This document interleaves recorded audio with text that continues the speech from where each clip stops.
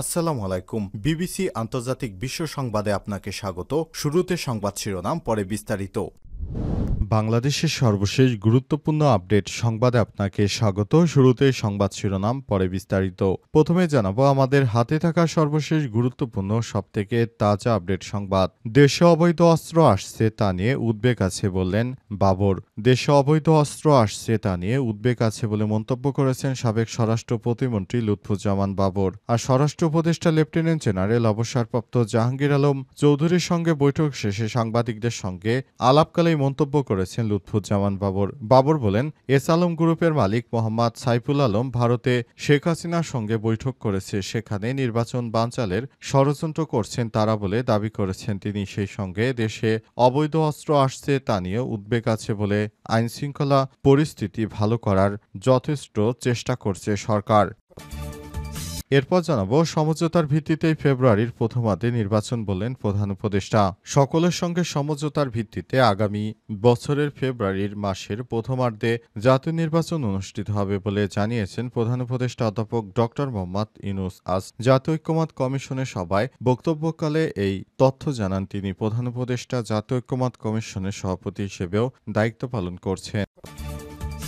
এদিকে ফেব্রুয়ারির পর চলে যেতে হবে, তার আগে মানুষের জন্য কিছু করে যেতে চাই বললেন সালেউদ্দিন আহমেদ। আগামী ফেব্রুয়ারি মাসের পর চলে যেতে হবে বলে মন্তব্য করেছেন অন্তর্বর্তীকালীন সরকারের অর্থ উপদেষ্টা ডক্টর সালেউদ্দিন আহমেদ। তিনি বলেছেন, এর আগে দেশের মানুষের জন্য ভালো কিছু করে যেতে চাই। আজ জাতীয় রাজস্ব বোর্ড মাল্টিপারপাস হলে tax representative management system TRMLS software উদ্বোধন অনুষ্ঠানে সব কথা জানান তিনি।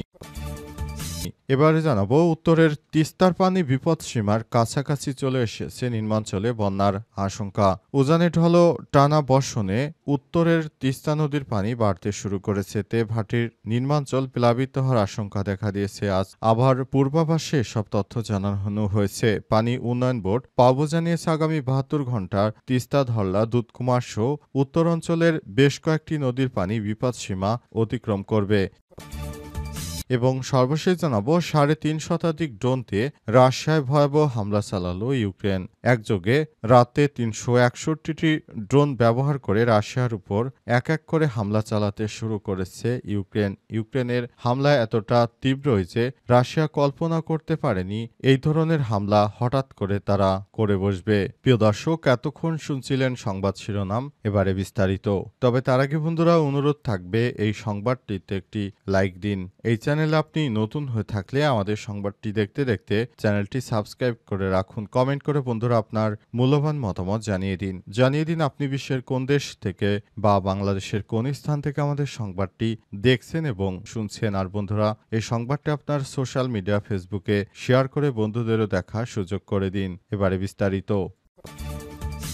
দেশে অবৈধ অস্ত্র আসছে তা নিয়ে উদ্বেগ আছে বললেন বাবর। দেশে অবৈধ অস্ত্র আসছে তা নিয়ে উদ্বেগ আছে বলে মন্তব্য করেছেন সাবেক স্বরাষ্ট্র প্রতিমন্ত্রী লুৎফুজ্জামান বাবর। আজ স্বরাষ্ট্র উপদেষ্টা লেফটেন্যান্ট জেনারেল অবসরপ্রাপ্ত জাহাঙ্গীর আলম চৌধুরীর সঙ্গে বৈঠক শেষে সাংবাদিকদের এমন মন্তব্য করেছেন তিনি। বাবর বলেন, এস আলম গ্রুপের মালিক মোহাম্মদ সাইফুল আলম ভারতে শেখ হাসিনার সঙ্গে বৈঠক করেছে, সেখানে নির্বাচন বানচালের ষড়যন্ত্র করছেন তারা বলে দাবি করেছেন তিনি। সেই সঙ্গে দেশে অবৈধ অস্ত্র আসছে তা নিয়ে উদ্বেগ আছে, তবে আইনশৃঙ্খলা পরিস্থিতি ভালো করার যথেষ্ট চেষ্টা করছে সরকার। তিনি আরো বলেছেন, অন্তর্বর্তীকালীন সরকারকে সহযোগিতা করতে চায় বিএনপি, তবে কিছু বিষয় উদ্বেগ আছে তা নিয়ে সরকারের সঙ্গে আলোচনায় আসলাম। এখন আলোচনা হলো, আশা করছি বিষয়টি আমরা খুবই গুরুত্বের সঙ্গে দেখব।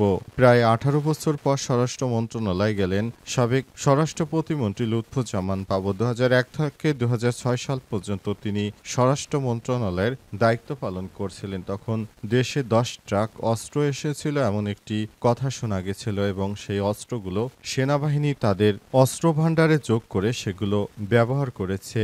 সেই অস্ত্রগুলো বাংলাদেশের সেনাবাহিনী এখনো ব্যবহার করে থাকে। সেসব অস্ত্রগুলো দেশে ঢোকার কারণে স্বরাষ্ট্র প্রতিমন্ত্রী লুৎফুজ্জামান বাবর ও বিএনপির ভারপ্রাপ্ত চেয়ারম্যান তারেক রহমান তাদের দুইজনের নামে মামলা হয়েছিল। দীর্ঘদিন তিনি কারাভোগের পর অন্তর্বর্তীকালীন সরকারের প্রধান উপদেষ্টা প্রফেসর ডক্টর মোহাম্মদ ইউনূসের সরকার ক্ষমতায় আসার পর তারা মুক্ত হয়েছেন। এখন বিএনপির ভারপ্রাপ্ত চেয়ারম্যান লন্ডনে রয়েছেন, তিনি এখনো দেশে ফিরে আসতে পারেননি। তার দেশে ফেরার জন্য অপেক্ষা করছে বিএনপির নেতৃত্ববৃন্দরা। সমঝোতার ভিত্তিতেই ফেব্রুয়ারির প্রথমার্ধে নির্বাচন বললেন প্রধান উপদেষ্টা। সকলের সঙ্গে সমঝোতার ভিত্তিতে আগামী বছরের ফেব্রুয়ারি মাসের প্রথমার্ধে জাতীয় নির্বাচন অনুষ্ঠিত হবে বলে জানিয়েছেন প্রধান উপদেষ্টা অধ্যাপক ডক্টর মোহাম্মদ ইউনূস। আজ জাতীয় ঐক্যমত্য কমিশনের সভায় বক্তব্যকালে এই তথ্য জানান তিনি। প্রধান উপদেষ্টা জাতীয় ঐক্যমত্য কমিশনের সভাপতি হিসেবে দায়িত্ব পালন করছেন। তিনি বলেন, স্বৈরাচার যাতে না আসতে পারে সেজন্য সংস্কার প্রয়োজন। ভবিষ্যতে স্বৈরাচার আসার সব পথ আমরা সংস্কারের মাধ্যমে বন্ধ করে দিতে চাই। এ সময় তিনি আরও বলেছেন, এর আগে দুপুরে ৩টার দিকে রাজধানীর বেইলি রোডে ফরেন সার্ভিস একাডেমিতে দলের দোয়েল হলে আয়োজিত ঐক্যমত্য কমিশনের সঙ্গে বিভিন্ন রাজনৈতিক দলের আলোচনা সভায় যোগ দেন প্রধান উপদেষ্টা। সভায় জুলাই জাতীয় সনদ ২০২৫ বাস্তবায়নে বিভিন্ন দিক আলোচনা করা হয়। বিকাল ৪টার দিকে প্রধান উপদেষ্টা সভাকক্ষ ত্যাগ করার পর কমিশনের সঙ্গে রাজনৈতিক নেতৃত্ববৃন্দের আলোচনা চলছে। আলোচনা শেষে কমিশনের সহ-সভাপতি অধ্যাপক আলী রিয়াজ সাংবাদিকদের ব্রিফ করেন বলে জানা গেছে। অন্তর্বর্তীকালীন সরকারের প্রধান উপদেষ্টা দায়িত্ব গ্রহণের পর দেশজুড়ে নানা রকম বিশৃঙ্খল পরিস্থিতি তিনি মোকাবেলা করেছেন। আগামী নির্বাচনটা সুষ্ঠু করার জন্য অন্তর্বর্তীকালীন সরকারের প্রধান উপদেষ্টা বদ্ধপরিকর। এই নির্বাচনের মাধ্যমে দেশটা একটি স্টেবল সরকার পাবে এবং সে সরকার দেশটাকে একটি ভালো জায়গায় নিয়ে যাবে, সেই প্রত্যাশা করে সবাই। ফেব্রুয়ারির পর চলে যেতে হবে, তার আগে মানুষের জন্য কিছু করে যেতে চাই। আগামী ফেব্রুয়ারি মাসের পর চলে যেতে হবে বলে মন্তব্য করেন অন্তর্বর্তীকালীন সরকারের অর্থ উপদেষ্টা ডক্টর সালেউদ্দিন আহমেদ। বলেছেন, এর আগে দেশের মানুষের জন্য কিছু করে যেতে চাই। রোববার ১৪ সেপ্টেম্বর সকালে জাতীয় রাজস্ব বোর্ড মাল্টিপারপাস হলে tax representative management system TRMS software উদ্বোধন অনুষ্ঠানে সব কথা বলেছেন তিনি।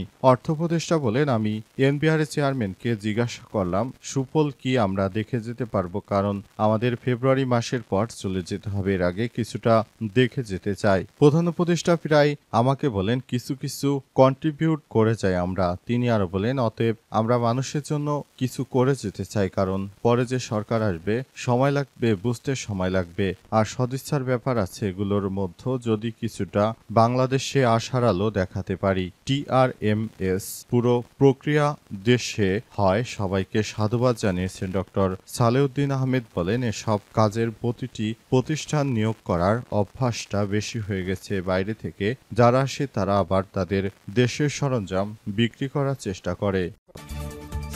দেশের উত্তরে তিস্তার পানি বিপদসীমার কাছাকাছি, নিম্নাঞ্চলে বন্যার আশঙ্কা। উজানে ঢল এবং টানা বর্ষণে উত্তরের তিস্তা নদীর পানি বাড়তে শুরু করেছে। এতে ভাটির নিম্নাঞ্চল প্লাবিত হওয়ার আশঙ্কা দেখা দিয়েছে। পানি উন্নয়ন বোর্ড কর্তৃপক্ষ বিষয়টি নিশ্চিত করেছে। পানি উন্নয়ন বোর্ড পাওবো জানিয়েছে, আগামী ৭২ ঘণ্টায় তিস্তা, ধরলা, দুধকুমার সহ উত্তরাঞ্চলের বেশ কয়েকটি নদী পানির বিপদসীমা অতিক্রম করতে পারে। বন্যা পূর্বাভাস ও সতর্কীকরণ কেন্দ্রের তথ্য অনুযায়ী উত্তরাঞ্চলে নদ নদীর পানি বৃদ্ধি অব্যাহত রয়েছে। তিস্তার ডালিয়া পয়েন্টে পানি সমতল বিপদসীমার কাছাকাছি পৌঁছেছে। রোববার বিকাল ৩টা পর্যন্ত তিস্তার ডালিয়া পয়েন্টে পানি সমতল রেকর্ড করা হয়েছে ৫২.০৬ মিটার, যা বিপদসীমা ৫২.১৫ মিটারে মাত্র ৯ সেন্টিমিটার নিচে। এছাড়াও কাউনিয়া পয়েন্টে পানি সমতল ২৮.৯৭ মিটার, যা বিপদসীমার ২৯.৩০ মিটারের তুলনায় ৩৩ সেন্টিমিটার নিচে রয়েছে। এর আগে সংস্থাটি সতর্ক করে জানিয়েছিল, আগামী ৩ দিন তিস্তা, ধরলা ও দুধকুমার সহ উত্তরের নদ নদীর পানি সমতল আরও বাড়তে পারে এবং বিপদসীমা অতিক্রমের সম্ভাবনা রয়েছে। এতে লালমনিরহাট সহ নীলফামারী, রংপুর, কুড়িগ্রাম নদী সংলগ্ন নিম্নাঞ্চল প্লাবিত হতে পারে। এই হঠাৎ বন্যায় অনেক মানুষের বাড়িঘর ভেসে যেতে পারে। সবাইকে সতর্ক থাকার জন্য আহ্বান জানানো হয়েছে, যাতে করে এই ধরনের বন্যায় কোনোভাবে কোনোভাবে কোনো ক্ষতিগ্রস্ত করতে না পারে। উজান থেকে অতিরিক্ত পানির চাপ বৃদ্ধি পাচ্ছে তিস্তা ব্যারেজে। এ কারণে ব্যারেজের গেট অতিরিক্ত পানি হলে তখন খুলে দিতে বাধ্য হবে। এ কারণে সবাইকে পূর্ব থেকে সব ধরনের প্রস্তুতি নেওয়ার জন্য আহ্বান জানানো হয়েছে, যাতে করে বন্যায় কোনো ধরনের অনাকাঙ্ক্ষিত ঘটনা এড়ানো যায়। এই ঘটনা যেন না ঘটে তাই সবার প্রতি আহ্বান জানানো হয়েছে যেন সবাই সতর্ক থাকে।